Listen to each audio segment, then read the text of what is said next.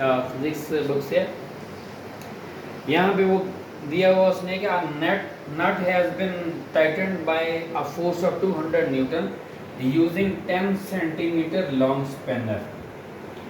What length of spanner will be required to lose the same nut by using 150 Newton. यहाँ पे इसको हम एक और टेक्निक से by using principal of moments उसकी मदद से हम फाइंड करते हैं। हमने एक फोर्स पहले उसका F1 से नोट करना है और लेंथ पहले स्पैनर की L1 से नोट करना है, फिर फोर्स दूसरी वाली उसके F2 से और length of the spanner in case of loosing the nut वो आप यूज़ कर लीजिएगा।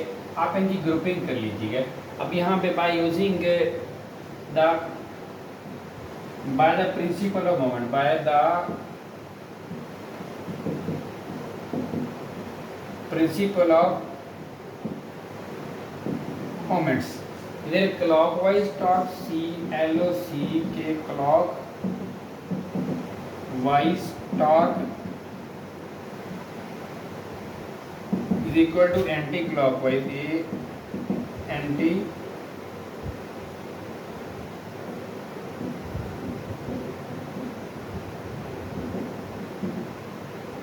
clockwise torque. अच्छा यहाँ पे देखना है क्लॉकवाइज कौन सा है। इस फोर्स से हम टाइट करते हैं, टाइट करने के लिए डायरेक्शन ये है, तो ये हमारे पास क्लॉकवाइज टॉर्क हो जाएगा। यानी इस फोर्स का जो प्रोड्यूस्ड टॉर्क है वो क्लॉकवाइज है। दूसरी फोर्स लूज करना, नट को जो है जब हम लूज करते हैं नट को उसको उल्टी साइड में यूँ घुमाते हैं तो पहली फोर्स का टॉर्क क्लॉकवाइज बनेगा, दूसरी का एंटी क्लॉकवाइज। तो सो टॉर्क जो हमारे पास clockwise torque F1 multiply by L1 is equal to, हम इसको चेंज नहीं करेंगे। रीज़न क्या है, इनको सेंटीमीटर में रखेंगे। आप सोच रहे होंगे क्यों नहीं चेंज करेंगे। कभी कोई ऐसा स्पैनर जो यूज़ होता है वर्कशॉप के अंदर, जो आम वर्कशॉप में वो मीटरों में नहीं होता बल्कि सेंटीमीटरों में होता है। अगर मीटरों में होता तो हम इसको कन्वर्ट करते, कन्वर्ट करने से भी आंसर होएगा। बट हमने एक नया मेथड जो यहाँ से डिस्कवर किया है तो हम इसको चेंज नहीं करेंगे। F1 मल्टीप्लाई बाय L1 ये कौन सा क्लॉकवाइज। अब एंटी क्लॉकवाइज टॉर्क है इन इस फोर्स और इस जो है लेंथ का। सो F2 मल्टीप्लाई बाय L2। यहाँ पे हमारे पास फोर्स 200 न्यूटन है मल्टीप्लाई बाय लेंथ कितनी स्पैनर की 10 सेंटीमीटर। तो ये इक्वल हो जाएगा F2 हमारे पास 150 उसमें दी हुई नट को लूज करना है। अब हम इसको मल्टीप्लाई करेंगे, स्पैनर हमें नीडेड है कि कितनी लेंथ का चाहिए यूज़ करने के लिए। तो अब हमने L2 फाइंड करना है। इट मीन्स 150 इन दोनों के नीचे लिखा जाएगा। आपने 200 मल्टीप्लाई बाय 10 लिख के 150 इनके नीचे लगा देना। और L2 हमारे पास this is the length of the spanner which is use to loose the nuts. तो लेट अस सी, ये 0 इस 0 से कैंसिल हो जाएगा। हमारे पास कौन सा बच के ओनली 15। तो हमारे पास जो है इसको हम क्या करेंगे, डिवाइड करेंगे।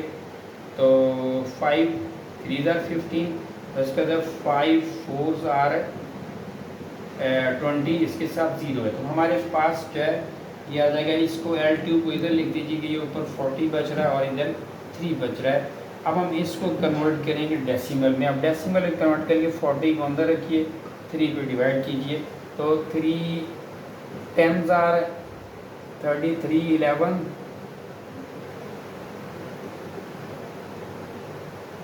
3 1s are 3 ऐसे कर लें। 3 1s are 3 माइनस कीजिए, उसके 1 0 और उसके बाद 3 3s are 9 3 3s are 9। So minus कीजिए 1, आप डेसिमल लगा दीजिए कि यहाँ पे 0 और फिर ये 3 3s are 9।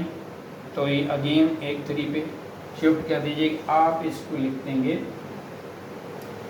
कि कितना नेक्स्ट में आ जाएगा 13.33, यानी ये कंटिन्यू रहेगा। अब हम इसको आंसर में कैसे लिखेंगे। हमारा आंसर जो है हमने इसको राउंड अप करके लिखना है, यानी कि अब आप L2 13.3 मीन्स उसको घटा देंगे क्योंकि हमने इसको उसमें सेंटीमीटरों के अंदर ही रखना है। तो 100 इतने सेंटीमीटर जो है स्पैनर हो तो हम उसी नट को जिसको टाइट किया था उसको लूज़ कर देंगे, फोर्स डिफरेंट है, लेंथ भी डिफरेंट है। So by using the principle of moments हम इस क्वेश्चन को इस तरह सॉल्व कर सकते हैं। So thank you so much. ये like our channel, subscribe also and also press the bell icon for the बर के नीचे इन टाइम नोटिफिकेशन के लिए। Thank you so much.